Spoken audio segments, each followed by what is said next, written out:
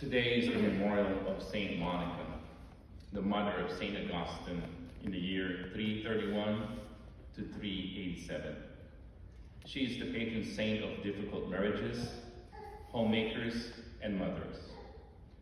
For without her example of persevering prayer, her gifted son would not have converted. Most of the female saints of the first centuries of the church are virgins, martyrs, or both. Most of the medieval and modern female saints are nuns, especially foundresses of religious orders.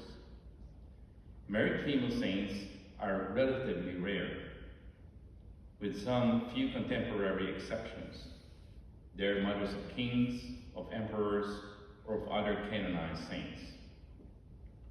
Saint Monica is the mother of Saint Augustine. She was raised in a Catholic family in long-extinct Christian North Africa, probably in a small town of Tagaste in modern-day Algeria. Tagaste has been Christian for over 250 years by the time Monica was born. So although from the present-day perspective, she was born in ancient times, just after the Council of Nicaea. Her family's faith likely dated to the first waves of African Christianity long before Nicaea. Monica was married to a Roman pagan official, Patricius, who had a violent temper and appears to have been of dissolute habits. Monica's alms, deeds, and prayer habits annoyed Patricius, but it is said that he always held her in respect. She prayed fervently for 30 years for his conversion. Saint Monica had at least 3 children, Navicius, Perpetua, and her oldest and dearest son, Augustine. No mother can reduce just to what they mean to their children. Yet it is due exclusively to her son Augustine that so much is known about the life of Monica. Augustine seemed to never stop writing, and after God and Augustine himself, Monica is the central character in his autobiography, The Confessions. Monica was always concerned and always present to Augustine. She won't let him out of her side. When Augustine was preparing to sail from Italy from the port of Carthage, he was surprised to learn that his mother intends to travel with him. So he deceived her about the ship's departure time and escaped without her. But she was persistent. She later followed him to Rome only to find out that he has moved on. So she followed him to Milan, found him, and moved in with him and his friends. It was no wonder that Augustine wrote, "She liked to have me with her, as mothers do, but far more than most mothers."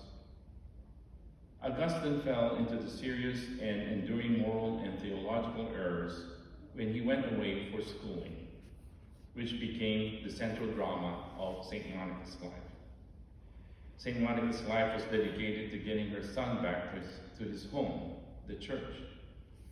She wept, she prayed, she fasted. However, nothing seemed to work for 15 years, while her son strayed far from the Catholic path, seemingly without remorse. In Milan, Monica befriended the great Saint Ambrose, who played such a key role in Augustine's conversion. The seed of her prayers bore fruit when Augustine abandoned his sinful life, was baptized, and decided to return to North Africa as a Christian leader. Her life's mission was accomplished. Saint Monica died in her late 50s in the Roman port of Ostia while waiting to board the ship to cross over to Africa. In her final hours, Saint Augustine asked if he could transport her body to Tagaste for burial next to her husband. But she said she was happy to be buried wherever she died, for nothing is far from God. Her remains are now found in the Basilica of St. Augustine in central Rome. Brothers and sisters, Let us look around us. How many people do we know who have turned away from the faith? How many are living lives of recklessness and immorality? Perhaps some of those are members of our own family, like Saint Monica. It is concerning, but it is certainly not hopeless, as Saint Monica has proven. We remember Saint Monica that she did not surrender or look the other way. She treated them with love and respect while guiding them gently but firmly towards God. She exercised tough love. Sometimes the wayward people in our lives need tough love, and we have to be courageous enough to give it to them. Saint Monica prayed, fasted, and sacrificed for her son, and she let him know that she was praying for him. Let the wayward people in our lives know that we care about them and that we are praying for them, even if they refuse our prayers. There will come a time that they will appreciate and maybe even ask for our prayers.